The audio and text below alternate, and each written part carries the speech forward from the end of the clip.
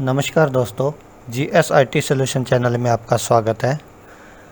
दोस्तों, पिछले वीडियो में हमने कंप्यूटर हार्डवेयर सॉफ्टवेयर के बारे में पढ़ा था। कंप्यूटर हार्डवेयर में मैंने आपको कुछ डिवाइसेस बताई थी। उन डिवाइसेस के बारे में अब हम विस्तार से पढ़ेंगे। पहली डिवाइस थी कीबोर्ड, जिसकी वीडियो मैं पहले बना चुका हूँ। उसका लिंक आपको वीडियो के डिस्क्रिप्शन या ऊपर आई बटन में मिल जाएगा। आप वहाँ जाके वीडियो को देख सकते हैं। तो दोस्तों, हम बाहरी दुनिया में चीज़ों को उठाने, पकड़ने, ले जाने के लिए अपने हाथों का इस्तेमाल करते हैं, लेकिन यही कार्य अगर आपको कंप्यूटर में करना हो तो आप कैसे करेंगे? क्योंकि कंप्यूटर के पास तो हाथ नहीं होते, तो हमारा काम कैसे होगा? तो दोस्तों, मैं आपको बताता हूँ। कंप्यूटर के पास हाथ होता है, जिसे हम कीबोर्ड, माउस कह सकते हैं। आज हम बात करेंगे माउस के बारे में। आज हम देखेंगे माउस क्या होता है, माउस का इस्तेमाल कैसे किया जाता है और माउस कितने प्रकार के होते हैं। तो चलिए शुरू करते हैं। सबसे पहले देखते हैं माउस क्या है। माउस एक इनपुट डिवाइस है, जिसका वास्तविक नाम पॉइंटिंग डिवाइस है। इसका उपयोग कंप्यूटर स्क्रीन पर आइटम को चुनने, उनकी तरफ ले जाने, खोलने का कार्य किया जाता है। माउस के द्वारा यूजर कंप्यूटर को निर्देश देता है। इसके द्वारा यूजर कंप्यूटर स्क्रीन पर कहीं भी पहुंच सकता है।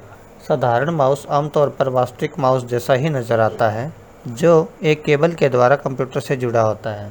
यह कुछ इस प्रकार का होता है। एक साधारण माउस में आमतौर पर 3 बटन होते हैं, जिन्हें ऊपर आप चित्र में देख सकते हैं। पहला तथा दूसरा बटन प्राइमरी बटन कहलाते हैं। इनको आम भाषा में राइट क्लिक और लेफ्ट क्लिक कहते हैं, और तीसरे बटन स्क्रॉल व्हील कहा जाता है।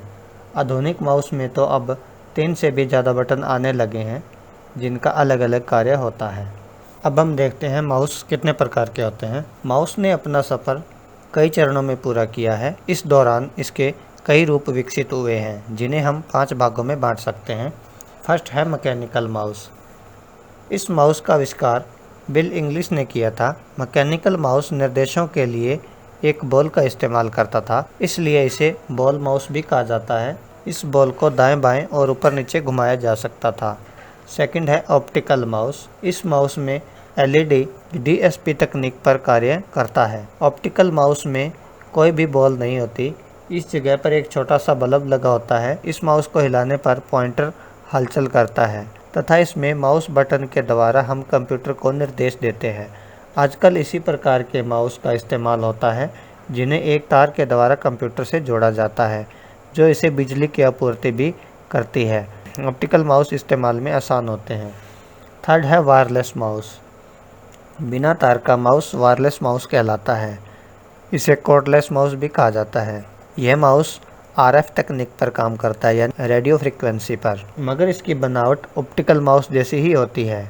इसलिए इसका उपयोग करने के लिए एक ट्रांसमीटर तथा रिसीवर की जरूरत होती है। ट्रांसमीटर तो माउस के अंदर ही बना होता है, लेकिन रिसीवर अलग से बनाया जाता है, जैसा कि आप चित्र में देख सकते हैं, जिसे कंप्यूटर में लगाया जाता है। और इस माउस को चलाने के लिए बैटरी की ज़रूरत होती है, इसलिए हमें अलग से छोटी सी बैटरी माउस के अंदर लगानी पड़ती है। फोर्थ है ट्रैक बॉल माउस।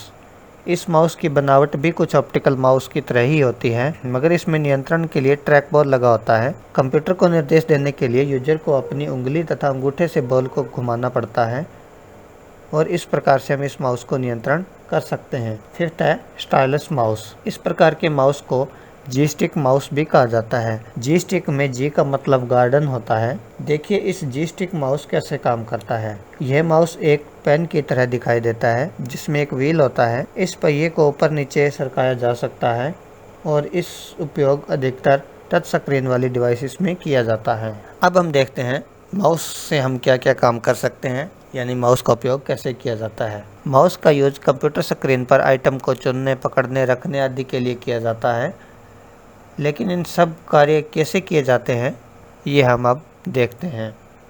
सबसे फर्स्ट काम है पॉइंटिंग। जब कर्सर इसको बोला जाता है, ये निशान जो आप ऊपर स्क्रीन पर देख रहे हैं, इसको कर्सर बोला जाता है।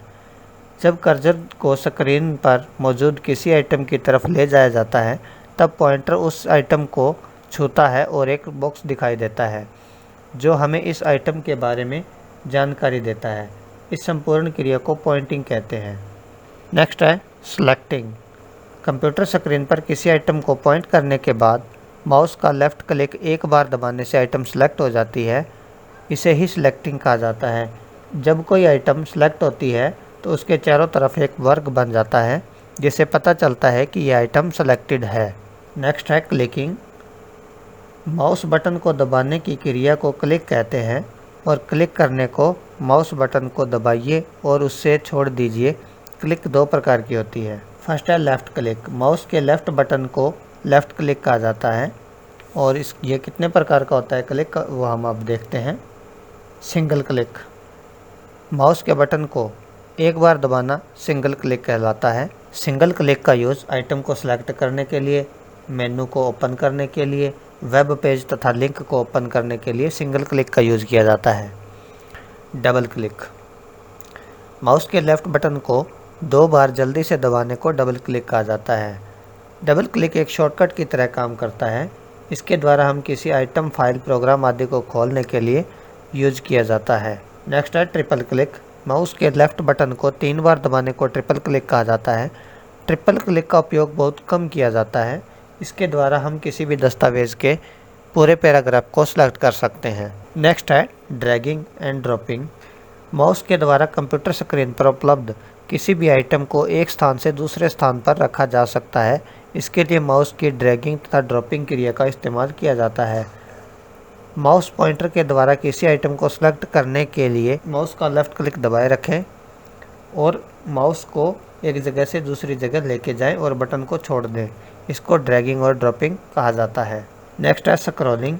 माउस व्हील द्वारा किसी डॉक्यूमेंट और वेब पेज को ऊपर नीचे सरकाना स्क्रॉलिंग कहलाता है। ऊपर की तरफ सरकाने के लिए व्हील को अपनी तरफ घुमाना पड़ता है और नीचे की तरफ सरकाने के लिए बाहर की तरफ घुमाना पड़ता है।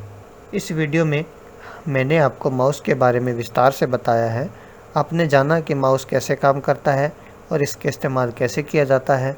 साथ ही आपने कंप्यूटर माउस के विभिन्न प्रकार तथा माउस पॉइंटर के बारे में भी समझा। मुझे उम्मीद है ये वीडियो आपको पसंद आया होगा और यह आपके लिए उपयोगी साबित होगा। इस वीडियो को आप अपने दोस्तों के साथ शेयर करें ताकि उन्हें भी माउस का उपयोग करना आ जाए। यदि माउस से संबंधित आपका कोई सवाल है तो कमेंट करके पूछ सकते हैं। धन्यवाद।